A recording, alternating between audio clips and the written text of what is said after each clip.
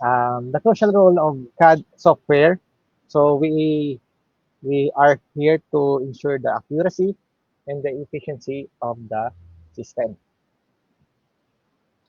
So unang-una diyan is si AutoCAD. So before in my previous company, si AutoCAD lang yung ginagamit namin for the design.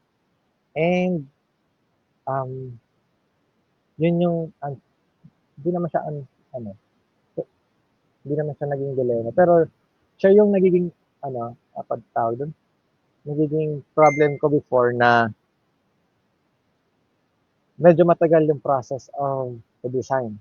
Kasi sa 2D, mag-layout ka, gagawa ka ng blocks sa mga designs mo. Unlike dito kay LandFX, si LandFX naman is a specialized tool na incorporated kay AutoCAD. So, ibig sabihin, si AutoCAD, may plugins lang siya na nilalagay para magawa mo siya or ma-incorporate mo siya sa design. Pero, be mindful lang na itong mga system na to or software na to is a licensed software. I don't think and I don't have any idea kung kaya siyang i-run um, i-run sa na ilan unlicensed. Wala pa akong idea regarding doon. Pero for the sake ng discussion natin ngayon, gusto ko lang i-deliver na and malaman nyo sa mga viewers natin na itong irrigation is meron palang ganito na yung dati kong pagkaalam, wala naman silang defects. More on AutoCAD. So yun, medyo ano ka lang siya, medyo magiging, ang tawag dyan, dapat maging ano ka lang, maging open lang sa mga technology nasa harap na natin. Yan, medyo ano lang din. Yan, si AutoCAD, si LandFX, so precision layout, measured na natin yung mga distances, yung mga throw, etc. Kasi mayroon tayong hydraulic calculation. Sa hydraulic calculation na to, kailangan natin siyang gawin para magkaroon ng zoning. So, yung zoning natin na sinasabi or hydro zone, ginagamit siya depende din sa capacity ng ating pump. Halimbawa, may 10 gallon per minute tayo na pump capacity or yung volume niya and then gawin natin 50 PSI, yun yung magiging zone natin at least 80% ng ating flow. So, nasa 8 gallon per minute yung kailangan natin minimum um, minimum flow or minimum volume sa zoning natin. So, kung anong area lang yung kayang i-accommodate nun, yan yung zoning natin na nasabi. So, yun. So, documentation, nandyan yung magka-create na siya ng bill of materials, equipment schedules, mga detailed construction for installation. Yun. Nakalagay na din dyan yung mga natin, mga bill of materials. So, yan, sabi nga dyan, the foundation is AutoCAD with specialized tool like LandFX and Revit layered on top for the advanced function. So, yun, kailangan talaga natin na malaman yung basic principle or basic designing using the AutoCAD. Kasi before talaga si AutoCAD is siya yung nagiging um, friendly sa mga engineering student, mga unlicensed ngayon. So yun, there are many trainings sa internet. Kasi before wala naman kami before na AutoCAD. Ay meron naman pero hindi siya ganoon ka-intensive training. Meron lang siyang parang background for the design. And ano, I never seen na magde-design ako. Kasi yung nabanggit ko kanina, more on machinery talaga yung tinatrack ko before. Pero yun, dumating lang din siya and madami din akong, honestly, madami din errors na nagawa. Pero throughout the time, as long as gusto mo yung ginagawa mo sa designing, walang mahirap sa mahirap. So yun, kaya sa mga nakikinig sa viewers natin, if you are interested sa pagde-design or siguro interest, go lang ng go. Yan. So deep dive to AutoCAD and LandFX. So design tools. So for the AutoCAD, it provides precise 2D drafting and mapping environment required for any technical drawing. So sa mga ano natin, mga landscape areas, mga agricultural, mga golf courses natin, so AutoCAD yung ating naging baseline design.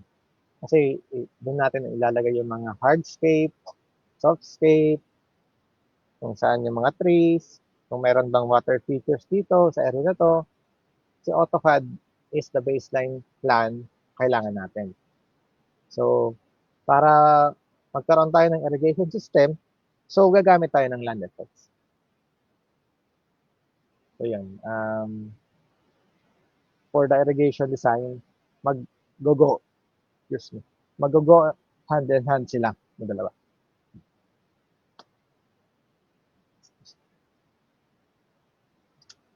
So, this is the AutoCAD interface.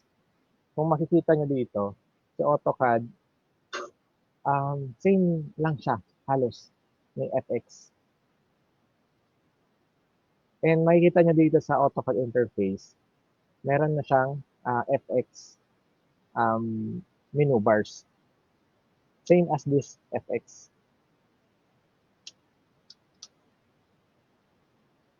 So yun, plug in siya for the irrigation design. And that's not, hindi lang siya for irrigation, pero meron din tayo dito for, ang tawag doon, sa mga landscape planning natin, which is not yet covered sa ating responsibilities. Pero more on irrigation talaga yung ating mga designs. So, FX. So, we go through the Revit for the BMI or Building Integration Modeling. So, si BMI naman, Building Information Modeling. So, si Revit naman, ito yung parang, kung familiar kayo sa SketchUp, siya din yun. Pero meron siyang mga kakayanan, capacity, na wala si SketchUp. So, dito sa ating application software na to, ito yung mga ginagamit ng mga Revit modeler natin, which is not my responsibility sa ngayon. Pero, pinag-aaralan ko siya para matutunan lang din. Pero for the meantime, yung Revit natin is not my expertise. More on land effect, AutoCAD, yan, for the irrigation system design. So, although na-try ko na si Revit, dito natin makikita yung mga, halimbawa, may mga, kasi yung BMI for the information of everyone, yung BMI natin kasi, dyan na para siyang naka-centralized design na siya, na, for example, kasama na yung sa mga, sa mga electrical wirings, sa structural, sa mga fire hazard, ang tawag din, sprinklers, meron din ganun.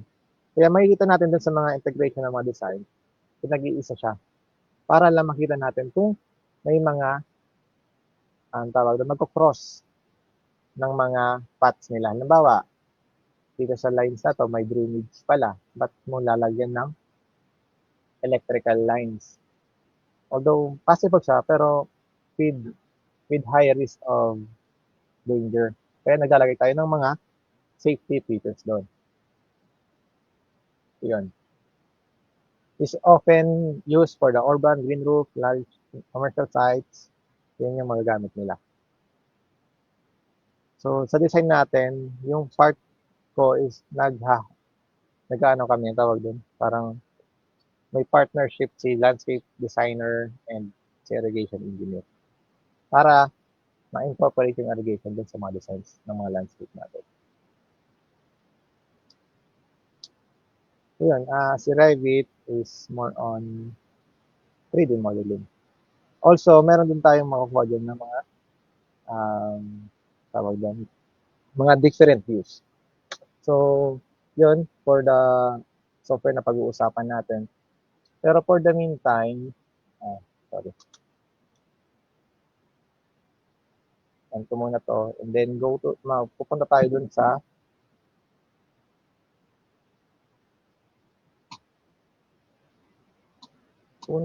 dun sa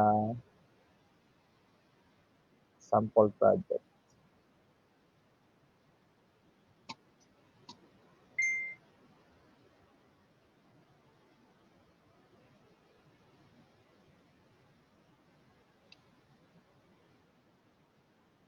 Itong drawing na to is more on the training phase ko na ginagawa para, yan, madami ng projects din ako nagawa for the trainings lang. So yun, nakita nyo, ito yung ano natin, FX. Madami akong mga notes sa desktop ko para lang ma-familiarize na din. So yun, basically, ganun lang naman siya, para siyang AutoCAD. Kasi plugins lang naman si BlenderFX. Meron tayong, ito, may base plan tayo, naka-xref siya. Xref. So, sa xref naman is external referencing. Ito yung plan na ginagamit natin or ginagamit namin galing sa ating mga landscape designer. So, makita nyo, may mga color coding dyan. Ginawa nila yan to identify the area for irrigation or for the softscape or yung nasabi natin na um, mga area for planting. So yun, after that, halimbawa meron ka na nito, may base plan ka na, you have to check the units, the WG units. So yun, makikita nyo dito ang first na nakikita. Yan. Gamit tayo na pinagbabawal na technique. Yan. Yan. Nakikita ba? So, may DW units tayo. So, kung anong mga drawing units yan. Check natin kung millimeters, pero for this drawing, meron tayong millimeters. So, kita nyo dyan, F2, yan, 3 millimeters. So, 3, 2, enter, enter, enter, enter. So, yan. Ano na siya,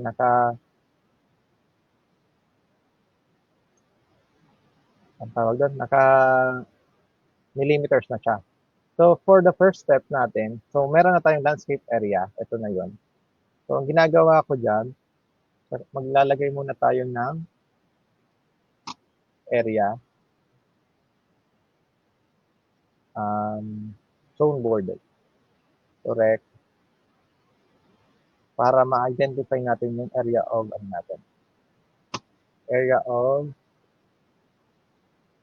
target area natin sa irrigation. And then, syempre, napakalaking area nito. You have to zone it depende sa kung gaano kalaki. Pero for the sake ng drawing natin, yan. Yan tayo. Kita naman na. Ang S-line, NI,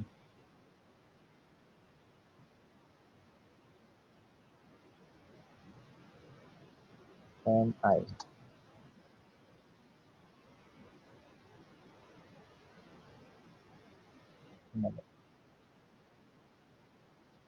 Copy pala, sorry. Copy. Yan. Then, and.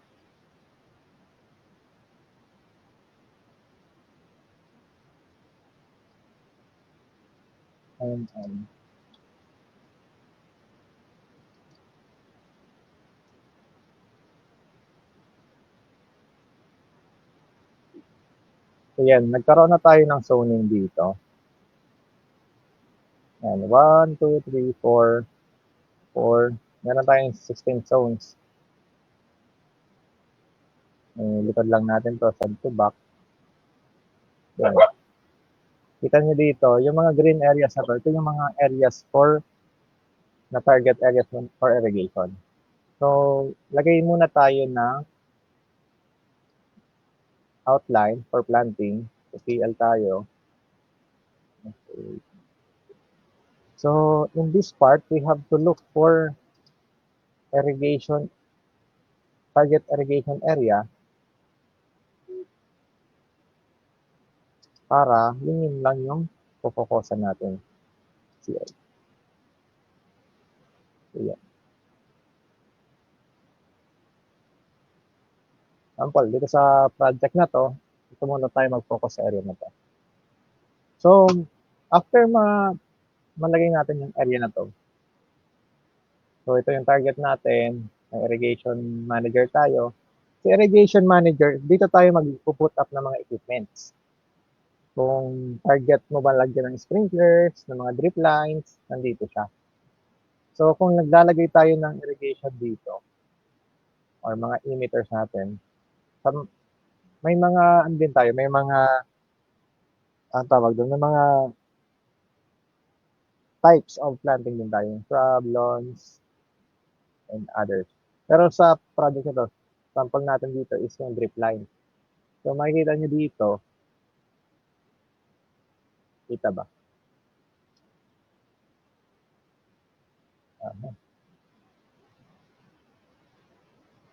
Medyo maliit lang. I hope nakikita nyo. So, drip lines. So, meron tayong XFD 0612. So, para sa pag-add niyan, dito natin makikita yung, halimbawa, mag-add tayo ng equipment. So, ito tayo sa new. Ito, lower part. So, iyan, area for drip line. Kasi area yung lalagyan natin.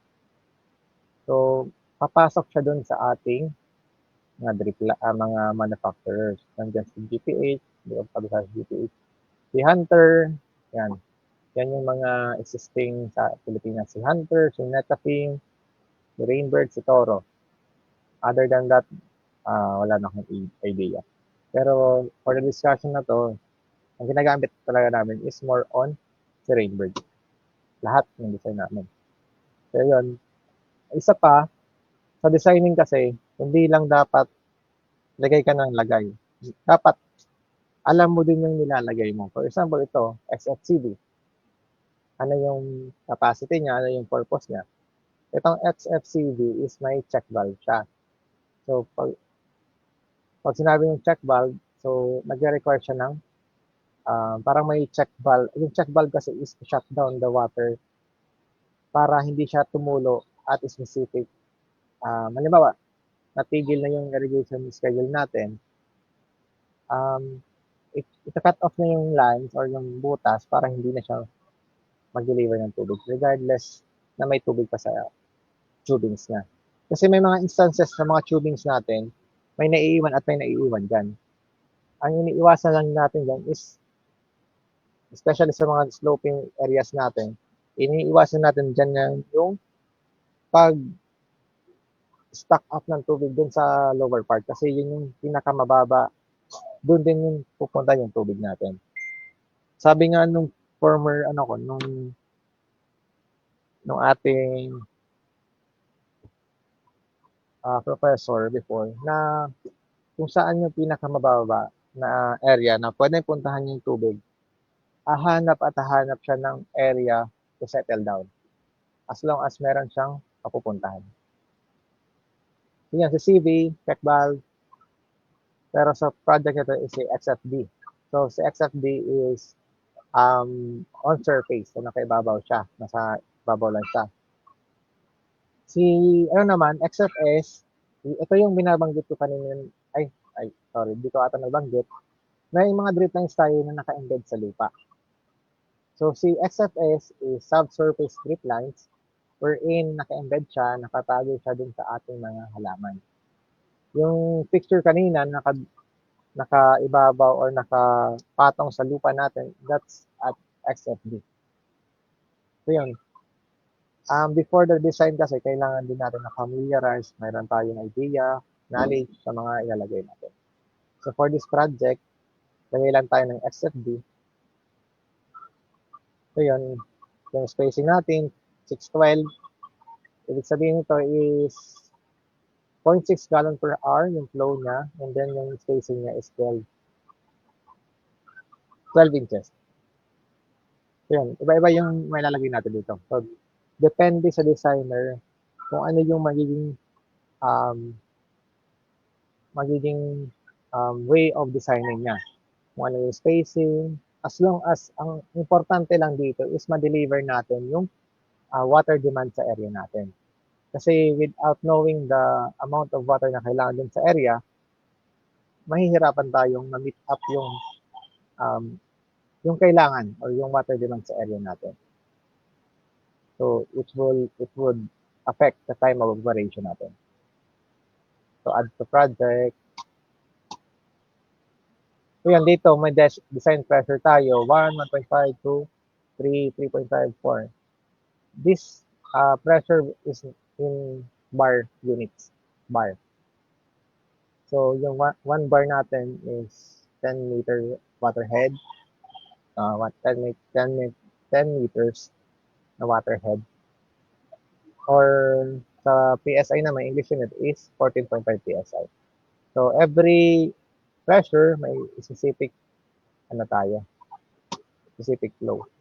So for this design, doon tayo sa minimum 1 bar, which is 14.5. So kung iisipin natin yung 14.5,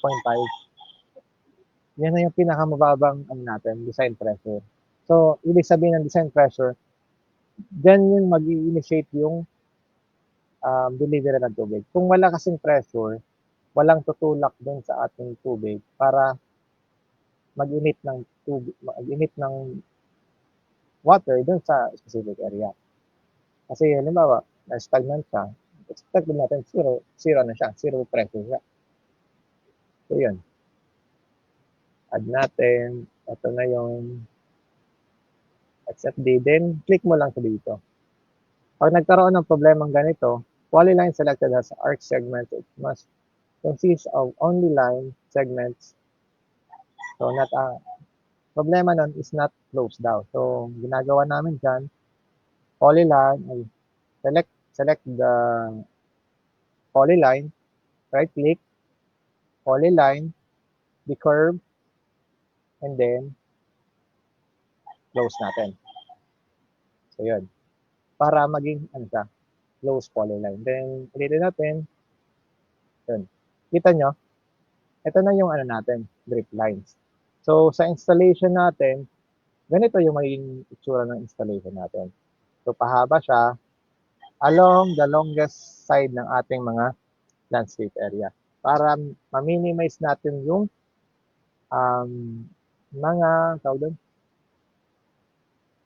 mga fittings. Kasi bukod dun sa mga drip lines natin, kailangan din natin ng fittings. Meron nandyan yung T, yung elbow, yung adapter, and so on and so forth. So to minimize that challenge, we have to look for the longest side ng mga landscape natin na ganito. So yun, ano ba? Yun. And then, to check the area, kung meron kasi tayong mga, saan na ba yun? Sa selection naman ng valves natin, ito na, note that, sticky notes.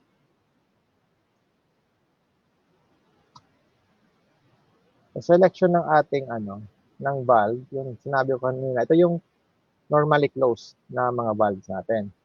So, sa valve selection natin, dapat yung 25 mm natin is kaya niya lang i-deliver up to 1.29 LPS. Ay, ba't naglabas yung ano, number na yun? Yan. Yan, 1.29 LPS.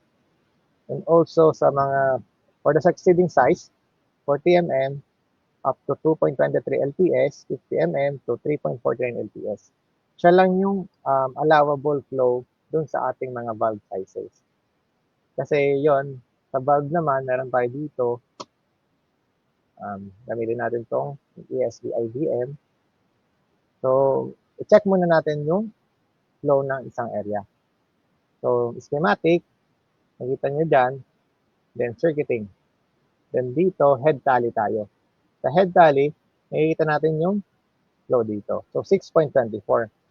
Kung makikita nyo dito sa valve selection, sobra-sobra siya. So, as a designer, we have to divide it by 2 para ma-suffice na yung allowed flow niya doon sa isang valve section. 50 mm.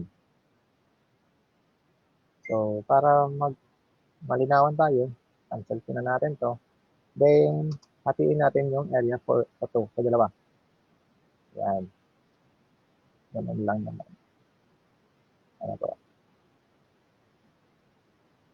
Offset natin siya by 10. Offset by 10. VR. Break. F.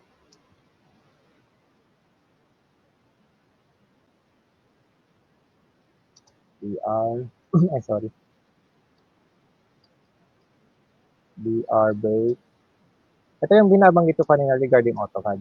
So, as long as may alam kayo sa AutoCAD, kaya nyo ito i-manipulate.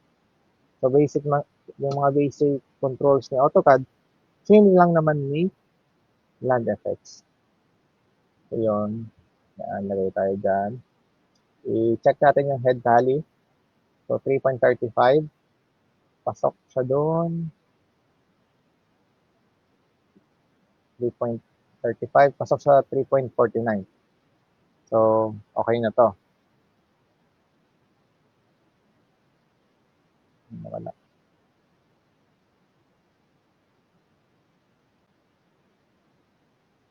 And then, the other one, check natin ito. Head tally. 2.97. So, okay na yun. Safe na tayo doon. So, gagamitin natin is parehas 50 mm. So, sa valve, yan, select tayo ng 50 mm. Dalawa siya. Yan. So, basically, yung mga ano natin, mga valves natin, nakalagay lang siya sa corner, magkatabi yan. Para dun sa mga, ano natin, sa mga valve boxes natin, isang, ano lang siya, isang area na lang. Then, lagay tayo ng lateral. Ito, lateral siya. Up to, ito yung magiging header natin, ng mga lines natin. Papunta dun sa dulo, para ma-accommodate yung area natin. Then, after that, nakuha na natin, mag-size na tayo ng pipe natin. I-sizing ng pipe natin is ganito lang. Size pipe, size lateral, then select. Then makikita nyo dyan, may maximum velocity. Yung allowable velocity pala natin is up to 1.5. Beyond that, di na siya acceptable kasi yung mga problema natin sa maximum, beyond maximum 1.5 meter per second na velocity, magkakaroon ng mga bursting ng pipes and also damages din sa ating mga components. So, variation natin is 10%. Ito yung loss natin din throughout the zone. So, throughout that zone. So, yun. 10% allowable siya. And then, yung fitting factors natin, nutrition losses tayo. Siyempre, sa pag-deliver ng tubig, papunta dun sa longest run niya na pipes, doon natin siya i-consider na friction loss. Kasama na yung elbows, teeth, everything. Yung mga valves natin, everything na nadaan ng tubig, may mga losses doon. So, yun. Pwede tayong maglagay ng used spot elevation. Kung may elevation head tayo, halimbawa, difference nung, halimbawa dito, from here, point, from this point to this point, meron tayong elevation na 1 meter. Elevation head. So, maglagay tayo ng 1. So, magkakaroon ng elevation loss na 0.1 bars. So, this is a system-generated calculation. Pero, babalik at babalik din tayo dun sa mga hydraulic calculation natin before na mga engineering principles din na kailangan nating malaman before tayo mag-came up or gumamit ng mga application na ganito. Kasi without knowing the basic principle of irrigation, of hydraulics, mahihirapan tayo or mahirapan tayong ma-explain siya sa mga client natin. So, yun. 90, yan, okay natin. So, makita nyo, may size tayo 90 mm. Automatic na yung sizes niya. And then, after that, pag nagkaroon na ng pipe size, ito na nga natin dito. Ito. Yun. So, maglalagay tayo ng POC. Yung POC natin is point of connection or ito yung magiging connection natin para dun sa ating para ma-pressurize yung ating mga lines. So, for the meantime, maglagay tayo ng 0 LPS and 0 bar para makita natin yung required pressure and volume dun sa ating area. So, place natin. Ito muna tayo tumutok. Ito tayo maglagay sa loob. And after that, may POC tayo. Lagay tayo ng main line. After that main line. Yan. Connect natin dito. Then, pwede natin siyang igalaw. Move. Ito. Yan. Ito yung pinakamaganda dito kasi di ka nauulit ng mga placement. Yan, once na ilagay mo siya, pwede ka na mag-size main line. PO2. Yan. Kung gusto mong single operating at a time or meron tayong multiple valves operating at a time. So, yan. So, yun, nakikita nyo dyan, calculated pipe size, 25 mm, 90. Okay. So, yun. List lang natin to. So, yun. Lalabas yung, yung flow niya is, paano ba ito?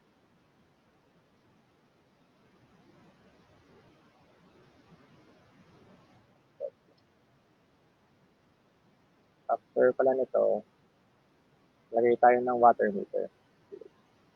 Yun. And then, test tayo ng main line. Single muna tayo. Yun, makikita nyo dito sa critical analysis. Yung required flow niya is, yung sa design analysis niya, may maximum station flow siya na 3.35 LPS. And then, yung available lang na ilagay natin is 0.79. So, babaguhin natin siya.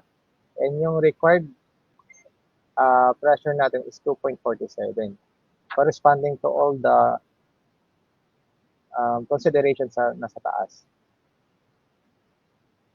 And then, yun. So, babaguhin natin yung, natin,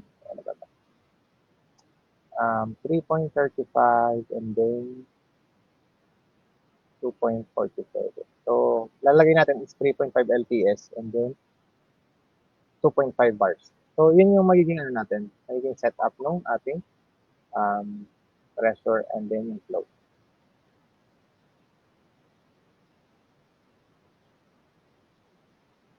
3.5.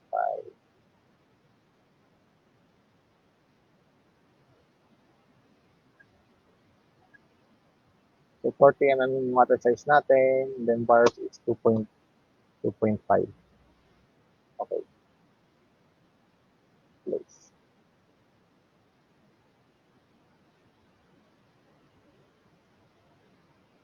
Then tanggalin natin tong PO2. Then verify size. Okay, yes.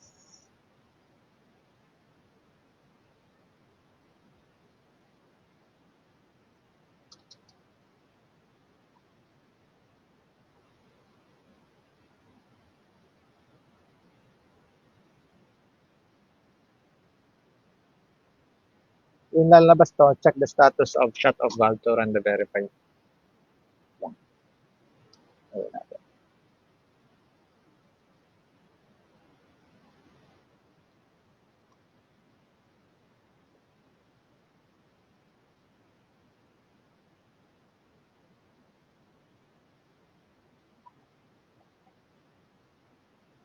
So yun, once na naman size na natin yung main line natin, lalabas yung 90 mm for the main line natin. Same as sa ating mga lateral. So, parehas lang siya. So, after that, meron tayong call out. Palagay tayo dito. Sabihin natin drip line, shrubs, SH. Okay. So, yan. Lalabas yung zone area niya, yung size ng valves, and then yung flow niya.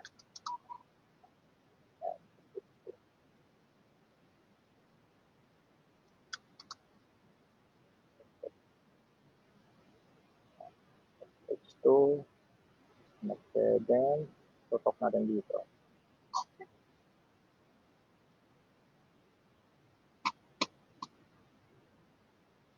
Yan, makikita nyo dito sa area na to, meron na tayong dalawang zone. Si SH1, SH2 for the drip lines area. Pero kung target natin na sprinkler areas, so yun, mag-a-add tayo dito yung turf spray, rotary, Greenberg 1800 series, natin sa project natin. Then 2 PSI, 2 bars.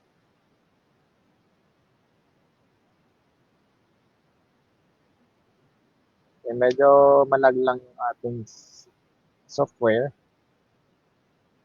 Pero yung discussion ko na to is para ma-visualize nyo lang yung nagiging process for the formulation ng ating mga irrigation designs. Naglalag sa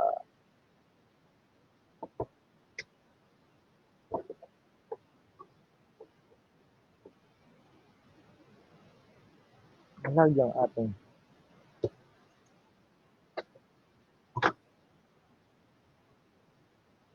yan. And lalabas yung different families niya. Ito tayo pipili tayo kung ano yung mga designs na gusto mong ilagay sa design mo. So, select natin to. Okay. So, lalabas siya dito sa ating irrigation manager. So, ito na yon.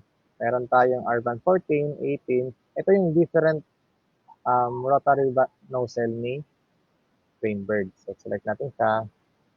So, sa pag-placement ng ating mga pipe, ay mga sprinklers, check natin yung mga distances na.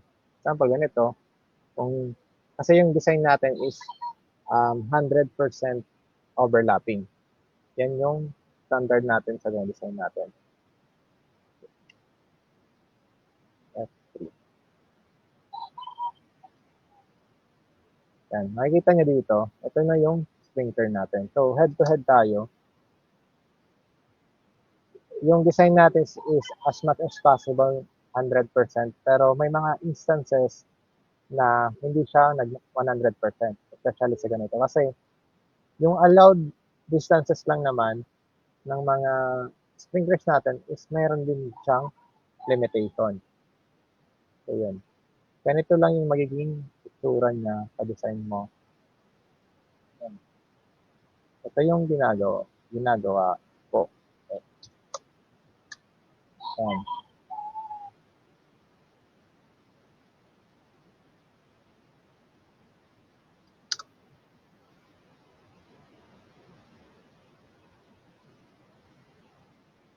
Sabihin natin natapos natin siya, itong area ito. So maglalagay tayo ng lateral ulit, H, lateral siya. Ganito lang kasimple siya, maglagay ng lateral. Same lang din sa ginawa natin, lagay tayo ng valve.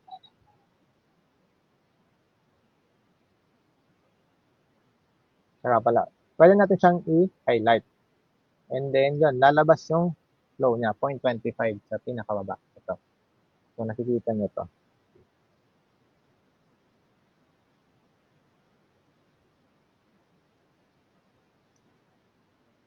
Nakikita ba?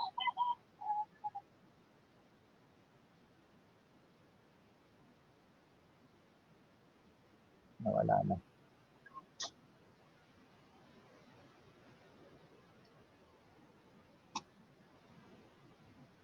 Pero yung ano niya, yung flow niya, yung highlighted area niya dito, kasi once connected siya, pwede mo siyang i-highlight and then makukuha mo yung flow niya. Ito, pinakababa, 0.25 LPS or liter per second. Or pwede natin itong gamitin ng LPS, ay head tally na to. Head tally.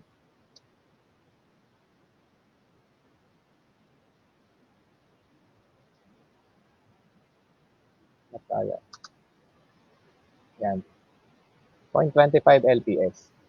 So maglalagay tayo ng valve na 25 mm. So makikita nyo di siya nag-a-appear dito pero yan. Place natin dyan, then regen natin para mabigyan. Ayan, lumabas na siya. Then connect mo lang siya dito. Yan. Regen ulit. Yan. Then size natin siya. Lateral size. Yan. Same as sa ginawa natin kanina. Yan, lalabas na yung ating pipe sizing. Yan. Kita nyo, may mga ano na siya. Regen ulit. Regen. Yan. May 25 mm na size. 20. Etc. So move lang natin to. Move. Pipe plated. Move natin to. Yan, para clear lang siya. So, yun. 25 mm. Bigyan natin. 25 yung sa from the valve. And then the rest is 20 mm. So, papunta doon, papunta doon, papunta doon. Yan. Then, palabas lang natin yung coverage again. Lagyan natin ng yellow. Ganyan. Yan. Kita nyo na yung coverage. Ito. Sa irrigation, dapat yung coverage natin, binabanggit ko na coverage, is yung radius of throw niya. Ito yung from the emitter, ito yung head niya. From the emitter, yung tapon niya is papunta dito sa area na to. So itong area ito is covered by this head only. So yung standard natin is to deliver the water or placement ng ating mga emitter natin is at least 100% overlap. Yan. Pero in this design, hindi siya sumakto na 100%, pero acceptable siya. Yung binabanggit ko lang is as much as possible. Huwag lang siya magbe-below up to 90% overlapping. Pero looking the design, ganito yung magiging setup. Ganyan. May pipe size na tayo, etc. Then, yun. Meron din tayo ditong verify. Kung verify lateral tayo, lalabas yung mga errors or kailangan nating ayusin sa ating design. Pero matagal pala siya kasi may isang design pala tayo itong design. Try natin kung kakayanin ng time.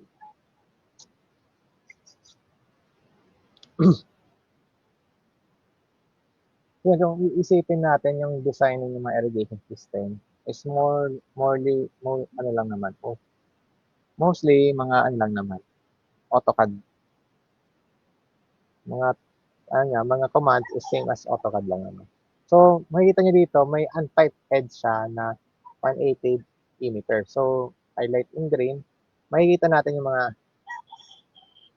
disconnected emitters. So, yun. Dito kasi may bubblers pa to. So, mga drip lines yan. Pero dito, wala tayong nakitang error. So, as long as meron tayong valves, lateral lines, and then connected yung mga emitters natin is good as good na siya. Then, yun. After that, meron tayong mga schedules dito, irrigation schedule. Ito naman yung ating nilalagay as legend. For example, yon PO3, sa left corner. So, lalabas yung ating, ba't wala yung ano natin? Select natin, highlight.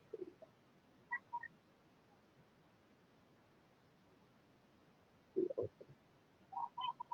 Ito natin.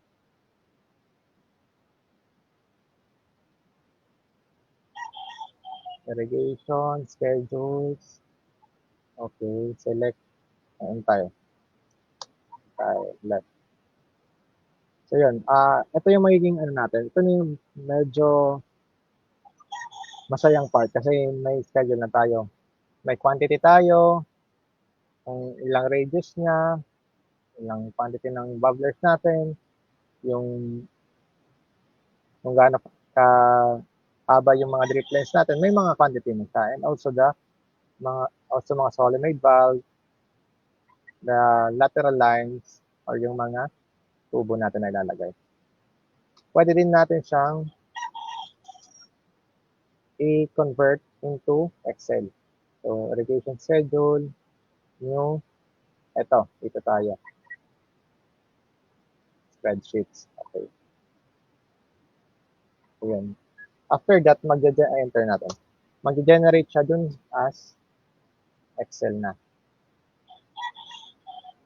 Yung spreadsheet by group. Okay.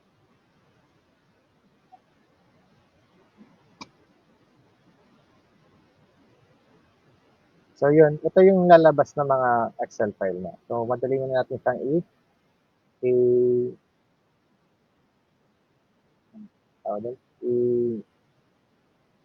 i-describe yung ating drawing. So, kung ano yung nakalagay dun sa ating drawing dito as a regulation schedule, ito din yun. Kung anong size, anong quantity, anong bars na required.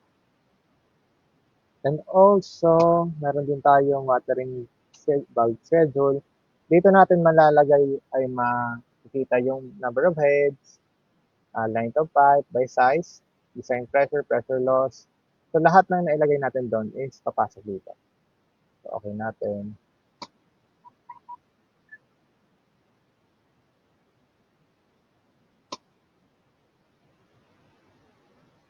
Ito na yun. Insert.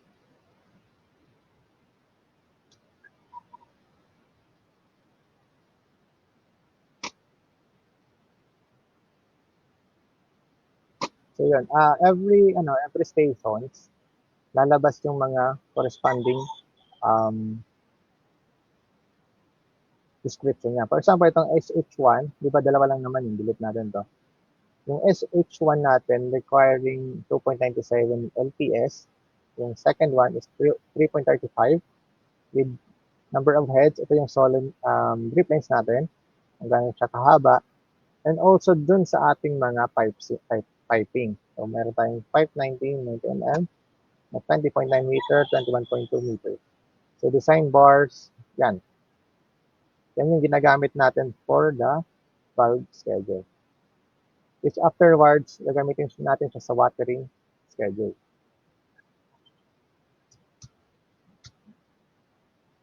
So, sa formulation ng watering schedule, ito na yung time of operation na ginagamit natin. So, sa area of drip lines, meron tayong 54 mm or divide natin sa 7. Yan yung mm per weight na kailangan mo. Ito yung water demand na nilalagay natin or calculate natin sa ating mga design. So, yun. Wala pa naman tayong, sa turf natin is meron tayong 19 times saturation. Ito pala yung precipitation rate or water demand ng mga plants natin. So, meron tayong lawn area, so may 15 tayo. 15 times 7, times 7 is 105. So, 105 mm per week yung lalagay natin. So, sakto natin yan everyday. So, individual. Select din natin to. So, daily yung ating irrigation dito. Okay. Ito na yun. Ito na. Book 4. So, dalawang station lang naman yon. 881. Ito na yung magiging natin. Time of operation natin. So, basically, nasa ano lang siya, 18 minutes per hour, ay per day, ang kada section. So, kung target nyo magdalawang dilig per day, so hatiin nyo natin to. So, kung ito is 1 day operation. 1 day operation to. 1 day pero weekly. For example, ito, Sunday, Monday, daily operation na yan. Pero kung target mo is to delay, is to namla ako.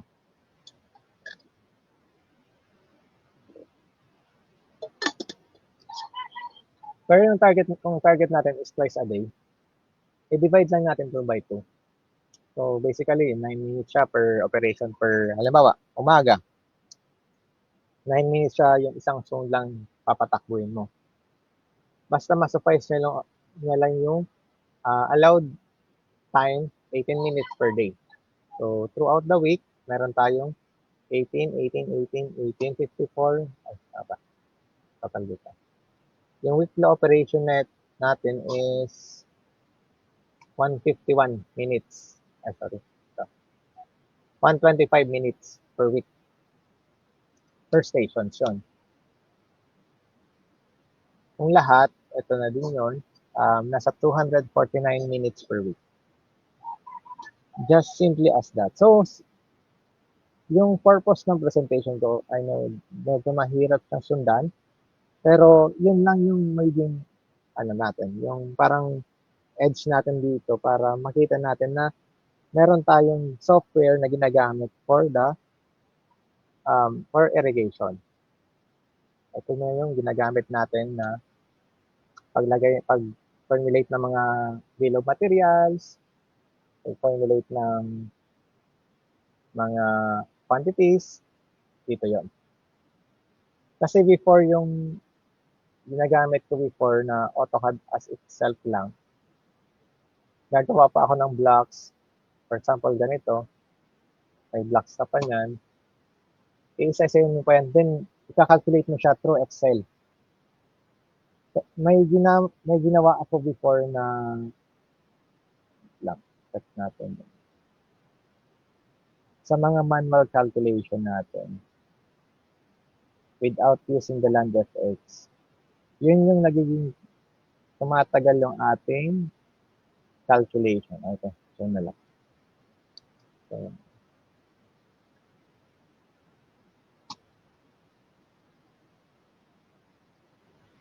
ito yung gamit ko using the AutoCAD. Nag-generate ako ng Excel format para mag-input na lang kung ano yung required pressure, ano yung arc of coverage, kung 90 degrees ba siya, 180 degrees, and may specific flow siya na ibibigay. And then, para makomplete yung zone natin, ito na yung calculated niya. So, every specific emitter may desired or may capacity siya na kailangan lang siyang ilabas. Halimbawa, yung flow na kailangan ilabas ni R114, halimbawa itong R114, may quarter coverage lang siya and then pressure 45, yung nozzle niya is 90 degrees, and then yung flow required, yung lalabas na flow niya lang is 0.02 gallon per minute. So, yan lang yung kaya ni quarter R114. So, yun. Medyo siya, matagal siya dati. Unlike ngayon, nagamit ko yung LandFX. Mabilis na ako mag-calculate. Tulad nito. Highlight lang natin ito. May volume na ako makukuha. 0.25 LPS.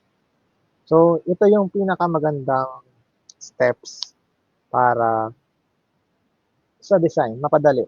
Especially sa mga projects na malalaki.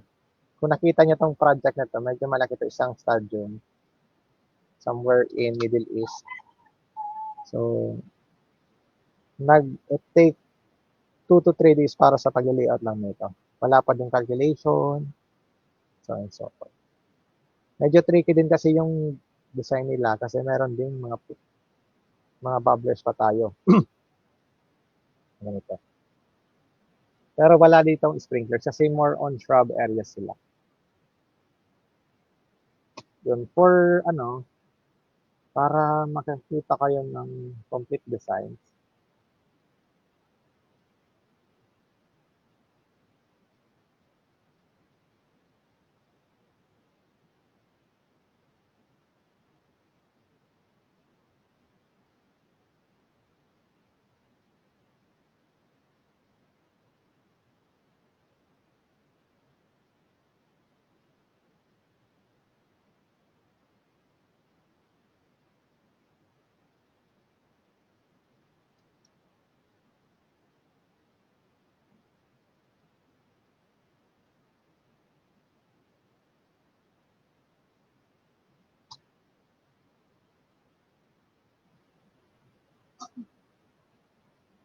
Yan, ito na yung complete designs namin na ginawa. So, everything is in here. Yung general layout namin for the design, ginagawa namin is black and white. Yan. Nakita nyo dyan. And then, nagkakaroon kami ng zoning para ma-zoom in yung mga areas na paglalagyan para hindi magulo doon sa gagawa. Yan. Yan yung mga ginagawa namin. Yan, zoning. And then, meron din tayo dyan details. So, details naman, ito yung magiging construction details natin na ginagamit during construction. Yan. Yung mga, ang tawag dito, mga connections sa ating installation. Meron tayong isolation valve para madali yung pag-off ng ating system in case may mga problema. May mga may mga provisions for that instances. Installation sa mga valve boxes natin, ito yung QCV, yung quick coupling valve in case magkasira sa system natin, may irrigating pa din tayo. Yung mga ganito,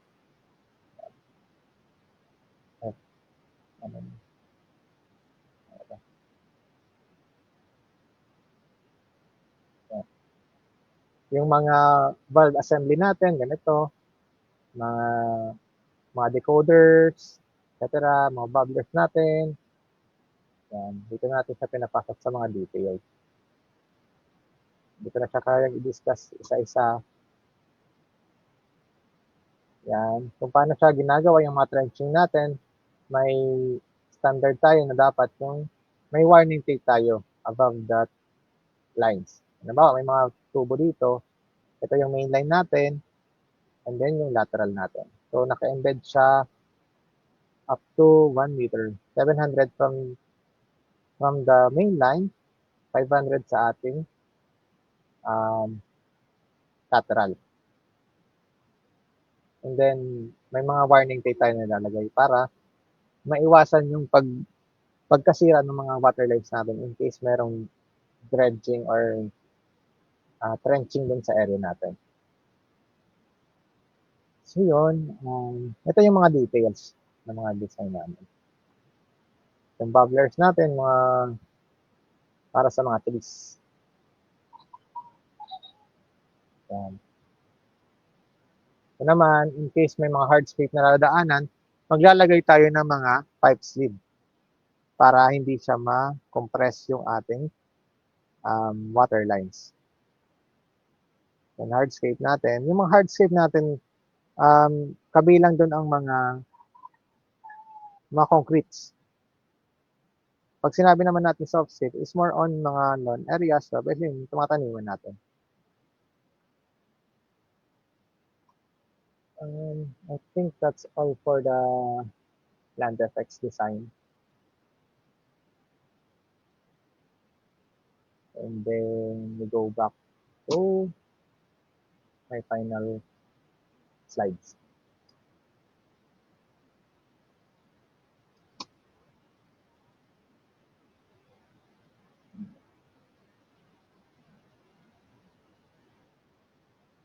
So yun, for the summary in the future, so yun, as time goes by, kailangan, ay,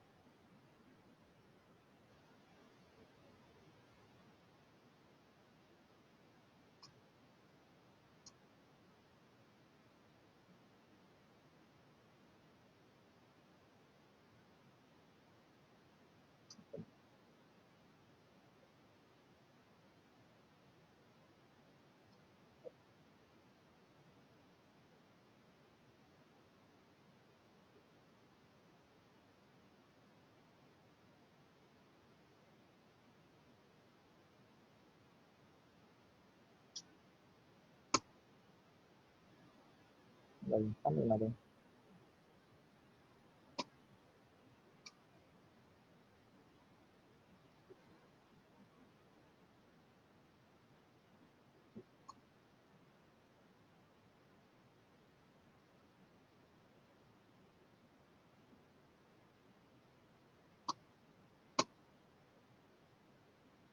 Yun na kan.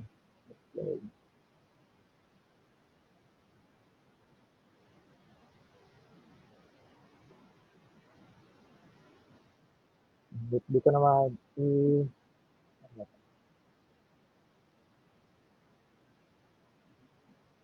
so yun, for the summary in the future. So precision irrigation is the most effective approach for optimizing water use and maximizing crop or landscape health. So right tool and right software ang kailangan natin para yung mga designs po natin is accurate and efficient, hydraulically sound, and fully coordinated. So without those software, mahihirapan po tayong ma-detect or ma-anticipate na meron palang possible na mangyari na halimbawa nag-crossing yung mga lines, nag-crossing yung mga pipes, so malilimitahan natin yung mga errors na ganun. So kasi sa initial planning, kailangan natin ng um, landscape design before installation. Pero may mga instances kasi sa Pinas kasi, hindi ko alam, may mga construction na hindi nauuna yung design. Tulad ng mga nababalita. So yun, to minimize the errors, minimize the negative effect, so kailangan natin ng plans. Just wanna share lang sa mga ginagawang project sa UK. Everything na gagalawin mo or may gagalawin ka na activity, kailangan yun ng planning statement.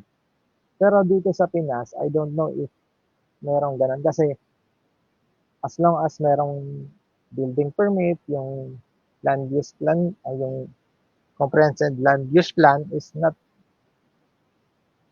ang tawag doon, hindi siya nag-compromise dun sa mga land use plan natin. Mahirap siyang gawin, especially pag mga danger prone areas. So, yung mga ganun na mga situation or scenarios, yun yung di natin nakikita or dinidisregard natin. Pero yung nakita ko kasi sa UK is more on may planning statement muna sila bago galawin yung isang area. Dapat makikita mo yung mga possible effects if in case maglalagay ka ng structure. Pero not na ano ko lang siya na nadaanan ko lang siya before. Pero I'm not pretty sure na ang tawag doon na na merong ganong practices sila. So, naging aware lang ako lately na meron palang gano'n. So, I hope sa mga designs natin, sa mga constructions natin, mga installation, plans, designs plans are very critical.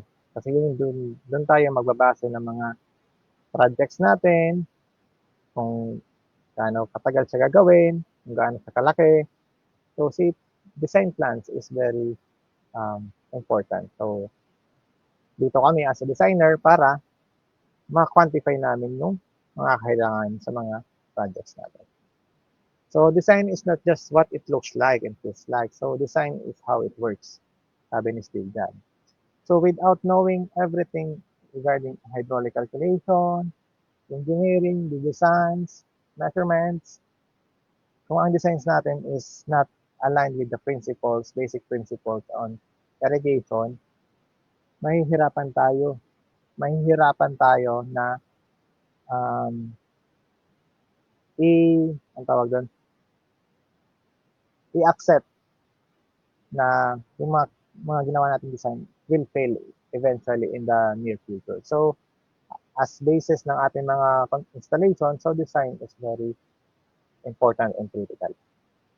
So, I think that's all for today. That's for my presentation for automatic precision irrigation system, design software, and modern techniques.